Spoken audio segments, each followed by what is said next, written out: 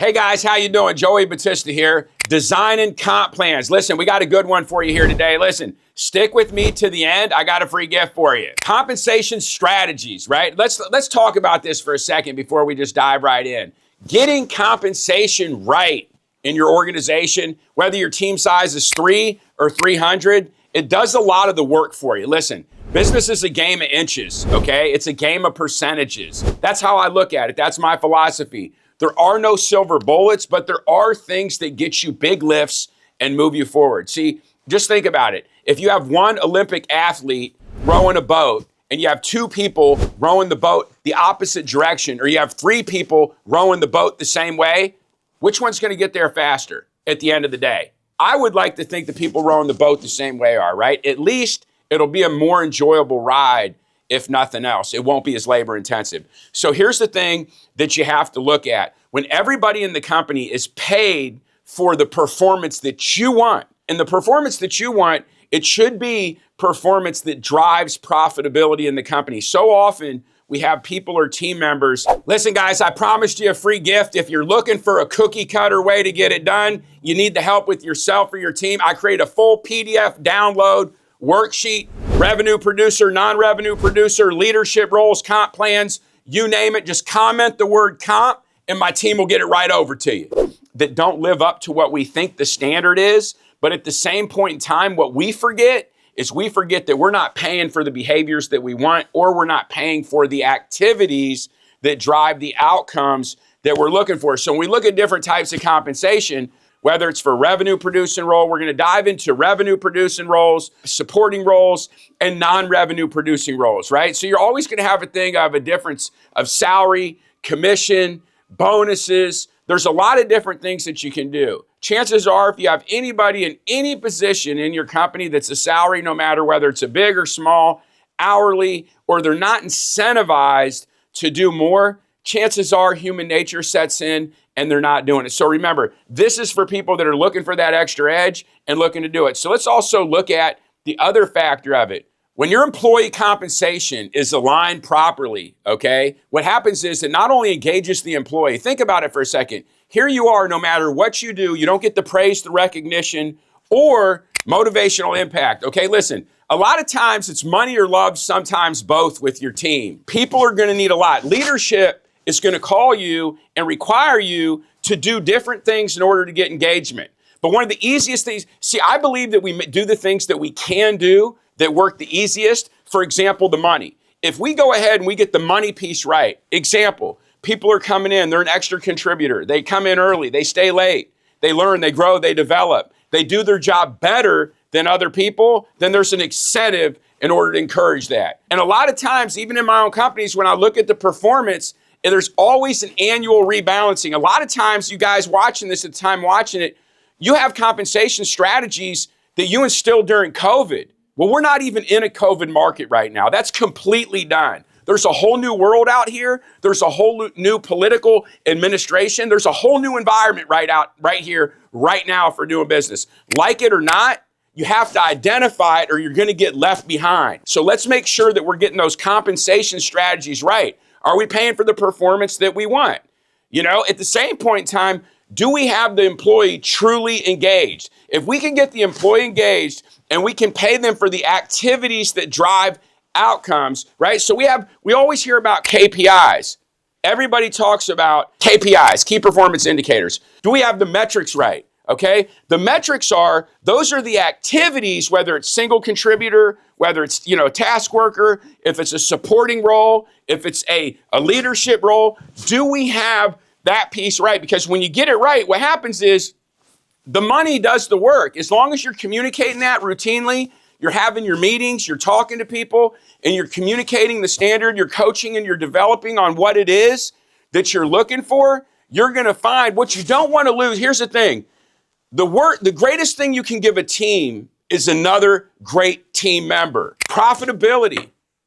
Does your team win when you win? Does your team lose when you lose? See, here's the thing. If that metrics is off in any way, shape, or form, example, if your team wins while you lose, it ultimately at the end of the day creates a culture of mediocrity.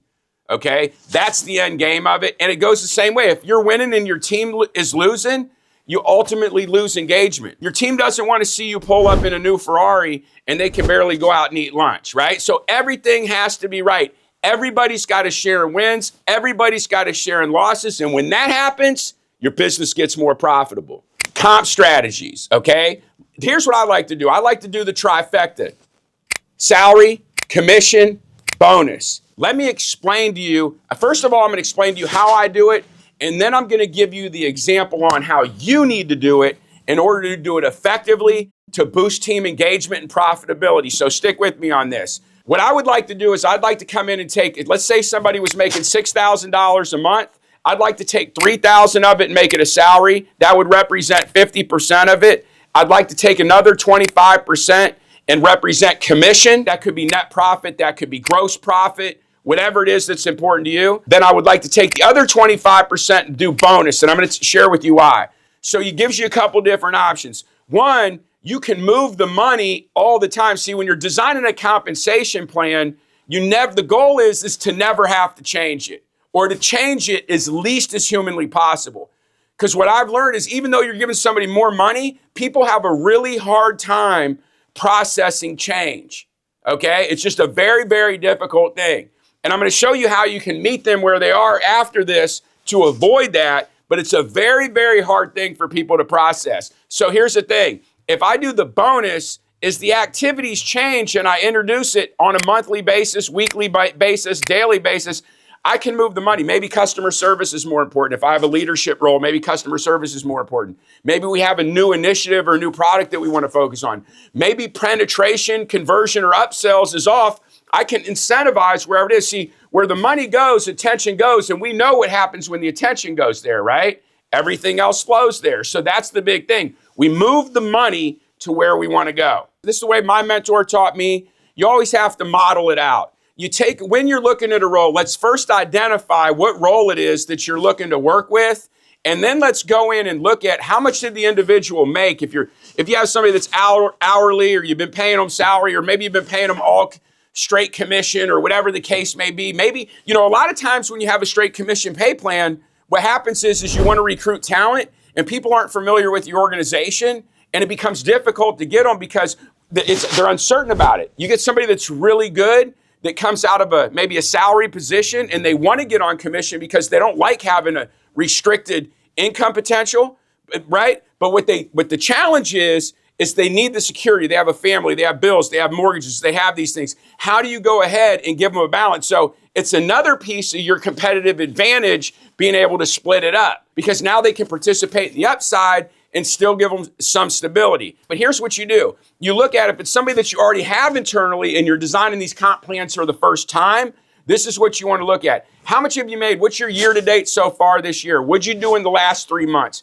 What'd you do last year? One of those three things. You can either do year to date, you can do the last 3 months, or you can do the previous year. And what you do is you come up with a model and you want to meet the employee where they are. Let me explain what I mean by that, okay?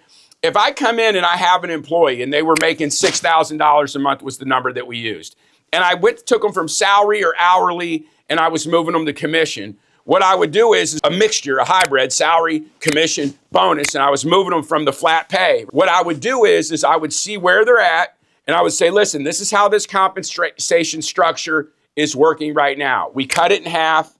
It's $3,000 based on your current production. Where you're at right now, your income's the same. So I would model that comp plan to have no changes in it at all whatsoever, and I would give them the new comp. Because keep in mind, in order to pay them more money, if we get more production, we would much rather, it's always better, it's more profitable for the company to pay people who produce more.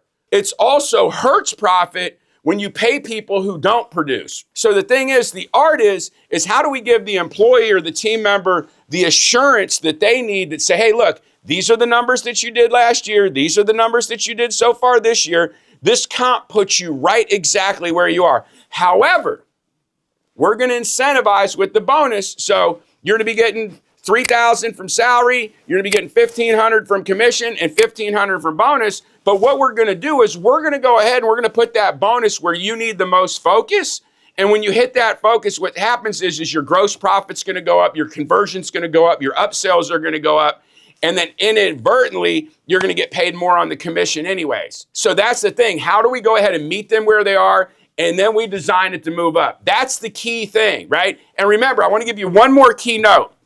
You never, ever, ever, ever, ever, ever, if you have a comp plan that's working and you're getting everything out of an individual, you don't want to necessarily go in and change it. If the performance is there and you're getting what you want, what you do is you come up with a new compensation structure, you introduce it to the lowest performers that you have, and then as they cycle out, all new hires come in on it. So on a 12-month basis, if you're looking to bring the comp down and performance up or to get it right-sized, because especially at the time of doing this video, compensation got really out of control for lack of production during COVID. People were getting paid for not working. It happened for a long time, okay? But now the market's changed, and it'll continue to change. Over the years, it'll go both ways. So it's important that you have a strategy and you're paying attention and you're reviewing this. So listen, guys, if you found value in the video today, please like, subscribe, or share. Either which way, I appreciate you taking your time, and I look forward to seeing you on the next one.